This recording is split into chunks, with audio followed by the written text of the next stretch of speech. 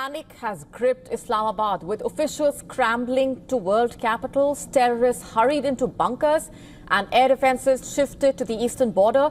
Pakistan finds itself in the throes of a full-blown crisis. The fear of the Indian military action after the Pahalgam terror attack is only half the story.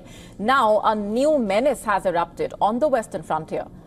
Pakistan and the Afghan Taliban have opened a second front, turning Pakistan's long-standing security nightmare into a living reality. On Sunday, Pakistani security forces claimed to have killed 71 militants attempting to storm in from Afghanistan. That's a staggering figure that hints at a full-scale cross-border assault.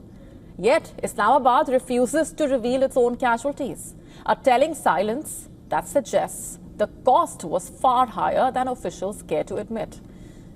If 70 heavily armed insurgents were neutralized, it's almost certain Pakistani forces suffered significant losses, an embarrassing truth that the military is desperate to bury. And when asked about the situation, Pakistan's Ishaq said no, that one cannot choose one's neighbor, and tried to divert the question. Listen to this.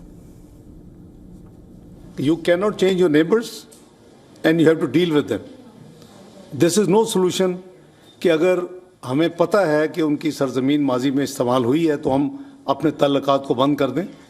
It is not neither good for economy nor trade nor even Islamically it's not allowed. So the government and the stakeholder decided that we should re-engage Afghanistan. So I visited Afghanistan. The visit was absolutely marvelous. The timing could not be worse. With Indian retaliation looming on the eastern border, Pakistan is now forced to divert troops, artillery and air assets to the west, stretching its military thin and exposing dangerous vulnerabilities. The Pakistani Taliban, emboldened by support and sanctuary in Afghanistan, has dramatically escalated attacks, exploiting the chaos and the souring relationship between Islamabad and Kabul. Once allies, the Afghan Taliban now openly condemns Pakistan, while Islamabad accuses Kabul of harboring militants. The relations between the two countries that share a 2,640-kilometer boundary continue to worsen. Pakistan has expelled tens of thousands of Afghans. Pakistan has accelerated its drive to expel undocumented Afghans and those who had temporary permission to stay.